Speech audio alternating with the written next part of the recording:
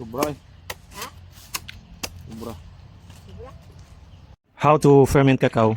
Ito yung mga sinyalis. Ito yung mga sikreto mga cacao lover, no? Ito. Yung mga bad beans gawing class B. So sa fermente dapat malinis, no? Number 1 talaga na sikreto sa masarap, maganda na pag-ferment. Yung ripeness, no? Yung hinog ng cacao. Tsaka malinis. Malinis mo siyang i-prepare, no? Yan, hinog siya, walang bulok. Basta ganito, makinis lahat mga cacao lover. Ito yung pang-ferment natin. Pangalawa, greening. 12 hours natin siya patuluin, no? Mahigit 12 hours, depende sa protocol niyo. Yun. Pagkatapos, bukas pa natin ilalagay dito sa box. Diyan sa box na yan. Bukas pa. Yun ang parameter ng good fermentation, mga cacao lover. So ngayon, draining pa lang siya. Ngayon natin hinarvest. So ngayon natin i-drain. Kailangan mapatulo ito ng tubig. Meron siyang tubig. Ayan, no? Patuluin natin siya. Kasi yun ang sanhi ng pagkaasim. Pagkaasim ng cacao. Pag dry na siya. Hindi natin masyado na i-drain. Alright?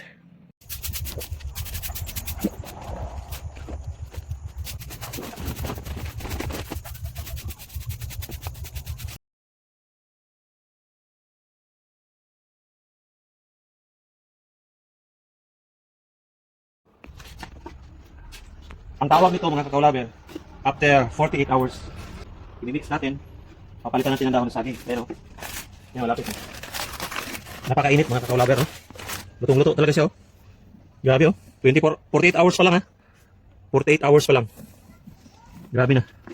So, papalitan natin. Sige, sige. Papalitan ko ako. Yan. Nakita mo yung kulay niya. Kulay brown na siya, no? 48 hours pa lang. Aerobial activity ngayon. So, tapos na yung anaerobial. Ngayon, aerobial activity na. Quality mga cacao lover, grabe lalaki ng seeds, oh. So yung ilalim, guys, kita mo. Kaya natin sa iikot, ayun, oh. Puti ang ilalim. No? So i-mix natin siya. Kasi pag hindi natin minimix, hindi mapapantay ang pagka-ferment niya. Ilalim puti pa. Normal talaga yan. Bagong dahon mga cacao lover. Okay, balik natin to. Yan. Tapos i-mix natin. Dapat yung sa ilalim, mahalo sa lahat. Ayun na, mainit pa rin siya, no? So kailangan mahalo to. Kasi yung ilalim puti-puti pa siya, no? Kailangan mahawa siya sa mga brown. So mix na siya, di ba? Yan, mix na siya, di ba? So bakit ko binago ito lahat? Pinahanginan ko siya. Aerobial kasi ngayon. Dapat mahanginan, di ba? Kasi patungo na tayo sa acidic phase o acidic stage. Di ba? Magiging suka na to.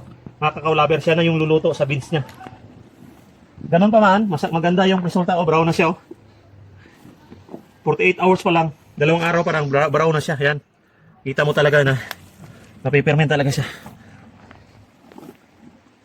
Yan, pwede na yan. Tapos, diretso takip. Mga cacao lover, no? Takpan natin kaagad. Kaya cacao is gold. Cacao is gold. Yan. Wala medyo tsak. Yan. Para pag umulan. Yan lang siya. For today's video mga cacao lover, ayan na ang ating after 96 hours, no? Pang-4 na araw, tama ba ako? So pang-4 na araw ngayon. Pwede natin siyang palitan ng dahon ng saging. Ayan, napakainit po. So anong gagawin? Every 2 days po yung may nagtanong, no? Kung pwede ba daw araw-araw ang mixing? Pwede po.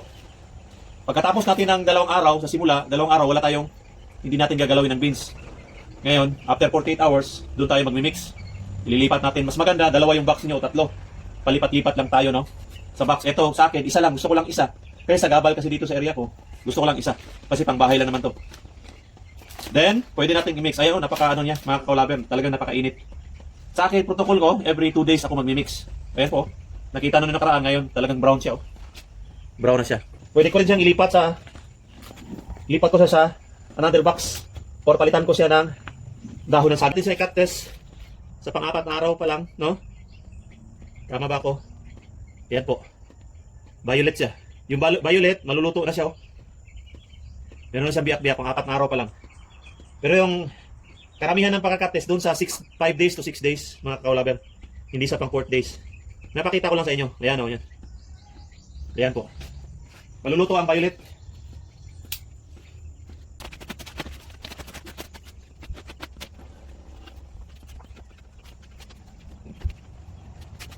pang-6 na araw at kalahati. Paano daw malaman kung pwede na siya, no? Sa kulay pa lang, guys, oh. Tsokolate na, no? Check natin. Ayan, oh. Yan, lumalabas. Basang-basa siya. Yan. Pwede na to. 6 na araw. Brown na siya, oh. Lutong-luto na, oh.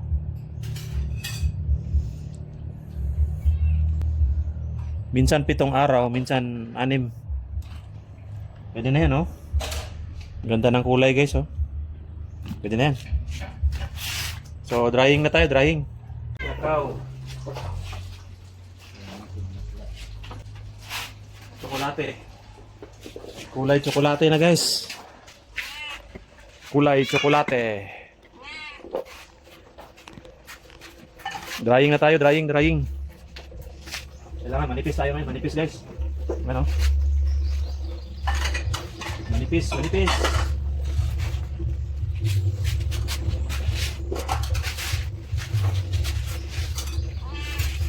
Manipis tayo, guys, manipis. Ganda, no? Fermented cacao.